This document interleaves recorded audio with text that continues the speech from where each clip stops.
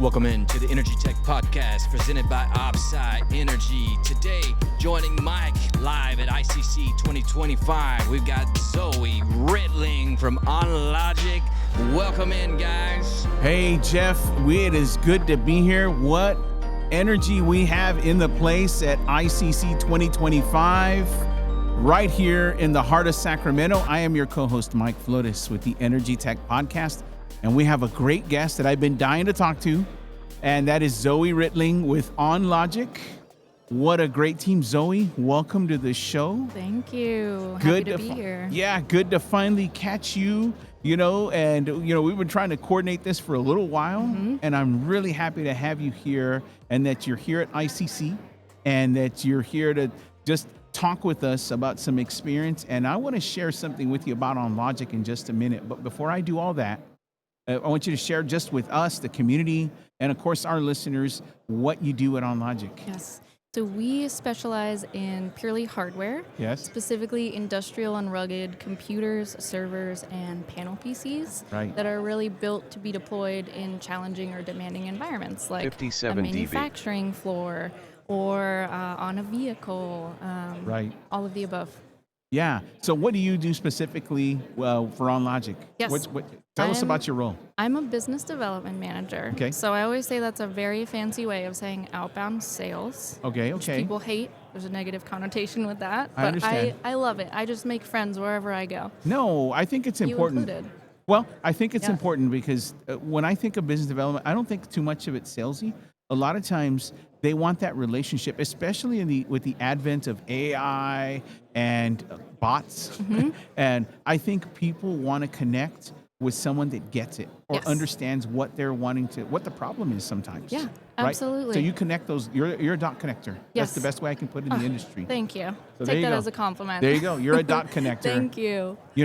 So I don't believe this is your first time at ICC. Is that right? It is. It is. Yes. Okay. That's even better. I did Yes. not know that. So great. So this is your first time at ICC 2025.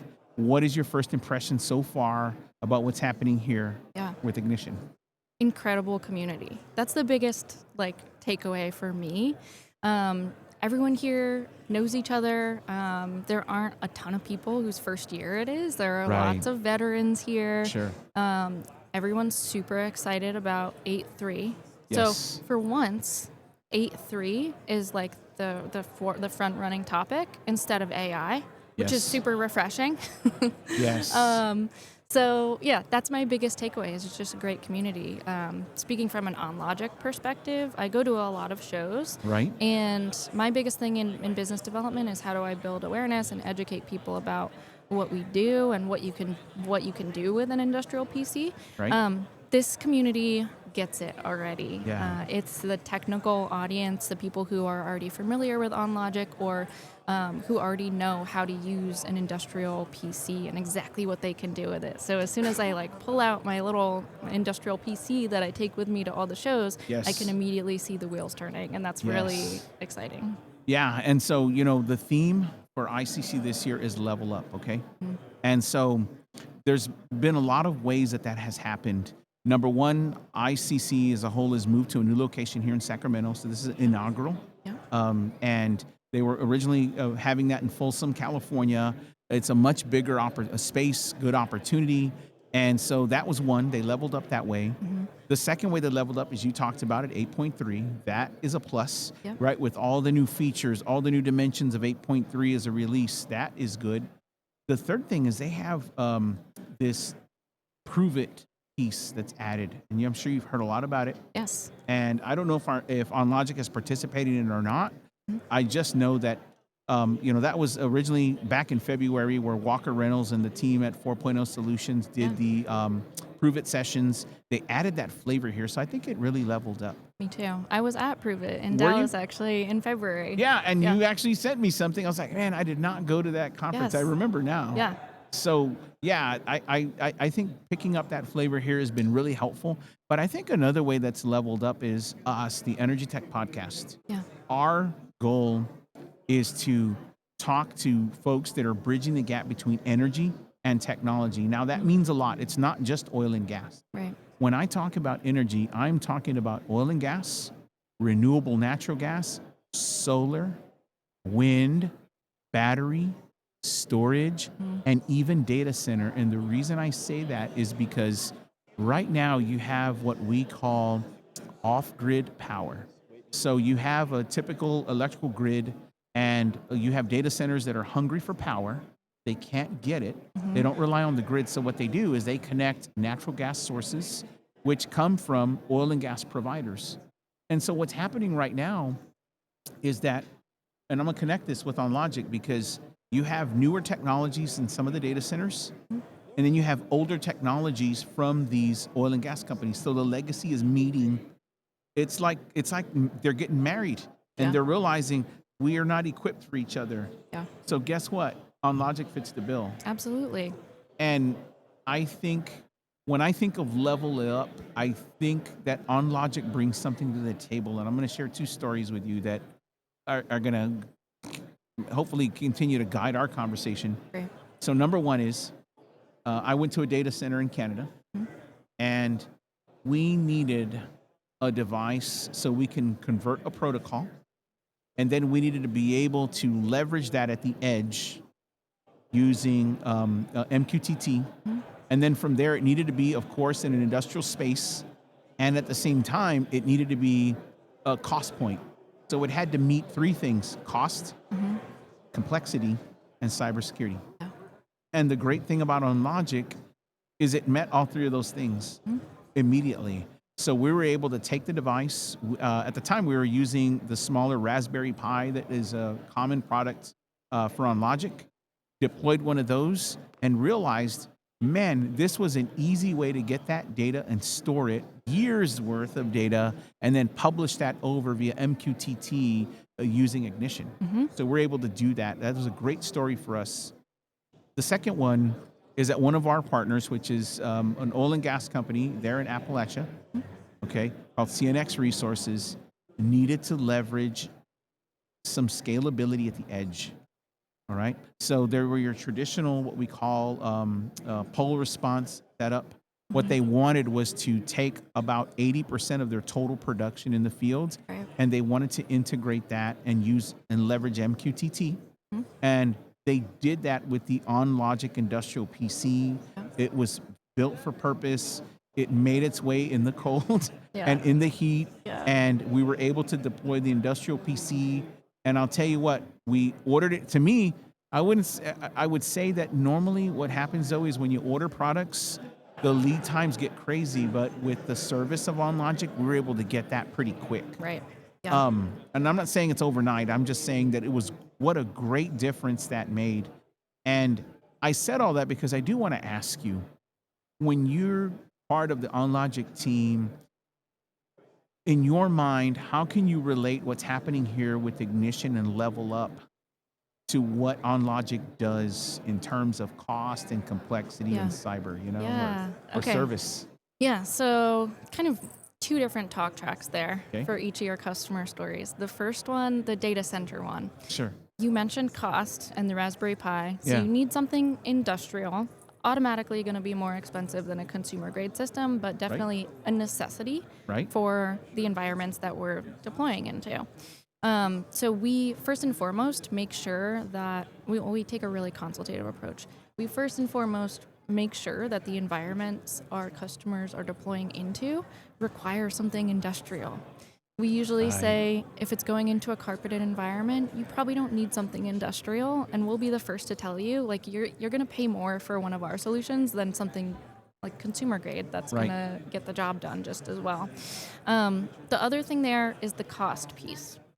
So not every application when it comes to industrial or SCADA, machine vision needs the beefiest, most high-performance computer that you can throw at it. Correct. So I think there's a misconception that it either has to be like very over-spec'd, or there's also a misconception that with industrial hardware, it's not powerful enough to be running at the edge. And both of those are false.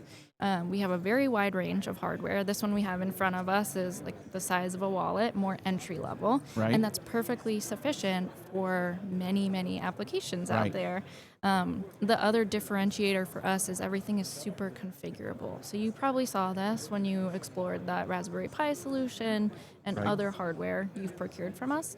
There are tens of thousands of different ways that you could configure this system Yes, on our website. absolutely. I think I was Yeah. able to go in there and configure everything from the RAM usage, the processor I was using, the number of cores, Yeah. the sizing that I wanted. Yeah. If I wanted, how to talk, I wanted communication. If I wanted to use, cellular service, if whatever I was doing, if I was just going to use Wi-Fi, Yeah. click Wi-Fi. So I pretty much was able to fit it for purpose in the industrial space I was in. Yes, exactly. So you can really right size the hardware for your Right. application, pay for what you need, and then just not pay for all the extra bells and whistles and features that you're never going to use and you're not going to need. So that Yeah. can help really optimize the cost to performance for you. Yeah. The other piece that you mentioned is the lead times too. So because of that configurability and variability, we build everything to order. Yeah. So And I used to think that was a bad thing, Zoe, until we started working with OnLogic. yeah, So a lot of folks in industrial space, they get products, and when they hear build to order, it's kind of like, oh man, it's going to take longer just because it sounds custom. yeah, And it's not. Yeah. It's really not. So that's one thing I learned talking with your team there at OnLogic was that, Mike, no, really what it is we're going to work with you all the way through availability and supply chain, and we're going to literally open up to you and tell you, hey, this is what it looks like for delivery. Here's what it really looks like. Right. And even when there was a time where I had to switch, oh man, like you said, sometimes you start with a basic. Some of the units had like a Celeron processor, and we got back and said, no, you're better off maybe with this Antler series. You maybe want to try a different series. So for us, it was, oh, well, can you make that change? Well, yeah, I can. Yeah. We can do the change on the fly before it goes to production, yeah. and we can make that Yeah, possible. absolutely. But yeah, when we say build to order, a lot of people assume, oh no, it's going to be 6 months. Right. Our average lead times are 3 to 5 business days. Yes. So from parts availability. And we're very flexible and open about what the expectations are when it comes to lead time. Yeah. And that gives us a lot of agility when it comes to like, hey, maybe this processor is sold out or it's on its way. It's going to be a few weeks. You can switch to this one and we'll ship it to you next week. Yes. Yes. No, I think you're right. And, one of the other cases I didn't even think about, and I thought about it now, is we deployed OnLogic also when we were at a rail facility. So we needed to integrate the data there as well. And these were rail cars that come in, thousands of them every day. And really what this is if you've ever been to a Chick-fil-A restaurant, all of that grease from a Chick-fil-A winds up in a plant in East Texas, Okay. believe it or not. And so what they're doing is they're creating a renewable diesel that gets shipped out on a ship or a rail car and gets used, in other words, a renewable diesel. Yeah. And OnLogic was able to accommodate us quickly with a product and ship it within 3 days. So I'm not saying it's a guarantee. I'm just saying at that point, we knew what we needed. Yeah. And OnLogic made it happen. Good. So that was great. Let me ask you something, Zoe. Right now, you said you meet with a lot of customers, lots of different clients. Where is OnLogic seeing the growth in terms of, we really need this product yesterday? Are you seeing this growth kind of in data center? Are you seeing lots of energy convergence, or is it manufacturing, or is it, Mike, it really doesn't matter? I mean, we are trying to meet the need. Yeah. So that's a great question. I think renewable energy is definitely growing. Manufacturing has been our biggest vertical for a while. And usually where we see we need it yesterday, a lot of times it's from our integrators who are very project based. So that's a nice sure. tie back to the Inductive Automation Ignition conference here. Right. So yeah, that's where we're seeing a lot of growth right now, especially digital transformation and manufacturing. That's happening very rapidly. We're hearing about that all the time. And it's very project based. Yeah. So let's talk about just some unboxing, okay? Because a lot of times, customers, what can they expect? Right, they get an order, they order it, And when they unbox it, what are some of the things they can expect in terms of support, service, or training? Yeah, great question. So, I mean, great unboxing experience, in my opinion. It comes with, all the accessories you need. One of the things I really like is that they'll typically come with like information, quick start guide about that product. And then I believe they also include a QR code to the technical support page They do. for Yeah, that you're right. site. Yeah, or for that particular product. And licensing. Yes, yeah. So we have actually, I don't know how long ago it was that you ordered, but in the last month or so, we totally revamped our technical support page and made it even better. Oh, I wow. think it was pretty good to start with. But, Right. yeah, so we provide tons of resources online to self-serve. But another one of our differentiators is our technical support model. So we have 2 production facilities globally. One's in Burlington, Vermont. They serve all of our customers in the Americas. The second one is in the Netherlands. They serve all of our customers in EMEA. So our technical support teams are physically on site at one of those 2 facilities. They're people who have built our computers before. They work right next to our production lines, and they're very familiar and knowledgeable about the product that they're supporting. Wow. Yeah. So we got to see that firsthand stuff coming out of Vermont. I totally forgot about that. I Yeah. was just thinking about that. Yeah. So we got lots of support there with the team, and they were tracking us the whole way because we needed it yesterday. So it was a good team there, a good experience. A phone call. I think it was some overlapping service to help us. Yeah. So actually, that worked out pretty good. Let me ask you something else, because I think in the unboxing, that's an important piece. Where does OnLogic? What is the strategy now and handling products and data with the addition of AI and machine learning? I know that, this is there's a model, right? A hype scale model. And usually you have this scale where, hey, the hype is this high. And that's the case right now. Yeah. Do you feel like OnLogic's hearing a lot about its implementation with AI and machine learning, and AI and machine learning components that serve well with OnLogic? Yeah. We're hearing about it a lot. I think where we're seeing the most adoption of AI is computer vision Okay. right now. Because we work in manufacturing and the energy industries quite a bit, those are like ripe for computer vision applications and opportunities. So a lot of quality and defect inspection, so image and video processing, specifically in the energy field, data monitoring, and then also like safety monitoring. Yeah, and power. Yeah, you're right. I think you're right. Yeah. Yeah. So customers who are using machine vision at the edge, they need that data to be processed at the edge to detect smoke and fires at solar, wind arrays, or renewable energy installations. So a lot of adoption there of AI in that capacity. One of the key things I think too is that OnLogic offers a great set of what I call physical server hardware is another piece I haven't dived into yet. You guys seeing any growth there? Absolutely. So actually, we are building out and pretty actively ramping up our edge server product line. Okay. I'm glad you asked about it. My product manager is going to be happy with me. So yeah, in the past 2 years, we have launched a 1U edge server and a 3U edge server. The 3U was a little bit more recent. And really what we built them for and designed them for was to be purpose-built for the edge.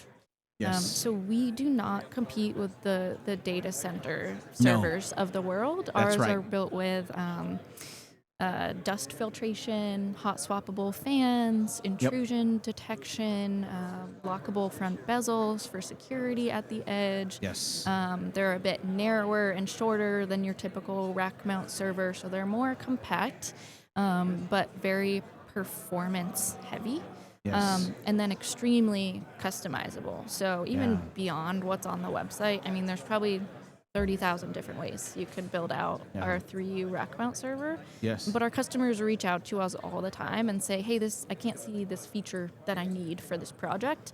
We are still able to engage in those conversations and do custom engineering beyond what's just available on the front end, which is already a lot. Wow. So what I'm hearing is that edge capability, a lot of times you're seeing that, so they're getting creative, and I'll explain. Yeah. in oil and gas or in energy, you're seeing edge data center, and then they call them data center, but that's a misnomer. Okay, what these are CONEX buildings where you're leveraging edge server rack. Okay, because you're contextualizing there at the edge, you're carrying that over to a co-location site, and it's in a CONEX in the desert or in the middle of nowhere, and that is where you're seeing that. So that's why I'm asking, because your team had the foresight to tell me about it. Yeah. And this was in the winter. They were like, Mike, just so you know, we do provide this product. Yeah. Oh, well, why? Well, because we know you're in oil and gas, and we're seeing a market trend toward that type of product being used at the edge in the field. And so they're designed and fit for purpose for that reason, Right. so that you can collect at the edge. And yeah, you're right. You're not trying to compete with these creative colo centers that are trying to exist in the same space. Right. Really what you're saying is we want to collect power management, industrial grade full data Yeah. for some of these centers that are in the middle of nowhere but need that capability there as well, right? Absolutely. Yes, I think that's what you're hitting on right there, and I bring it up only because if you're a listener, I think you can engage, if it's not Zoe, the team there at OnLogic about that, because that is so common right now. Right.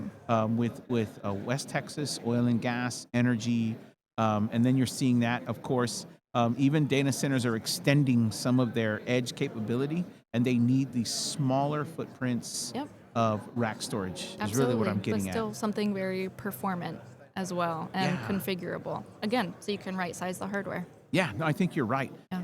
Last thing, because man, Zoe, I want to keep you here for a while.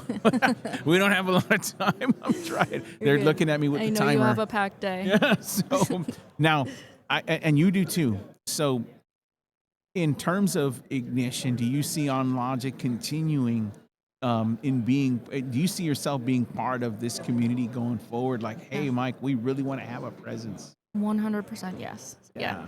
Unfortunately, we weren't able to have a booth this Yeah, year, yeah. but we absolutely will have one going forward. We have in previous years. Yeah, absolutely. So at OnLogic, we're hardware experts. That's what we focus on solely. But we also recognize you need more than just hardware to like make anything happen. Yes. So we are building out and have built out a partner ecosystem. Okay. Inductive automation has been one of the longest standing and best partners Yes. for us. So absolutely, there's a lot of value. Well, we in are staying definitely close. going to reach out to you because, the Energy Tech podcast is part of Opsite Energy. So we operate a 24/7 control center right there in the heart of Cannonsburg, in the heart of the Appalachia.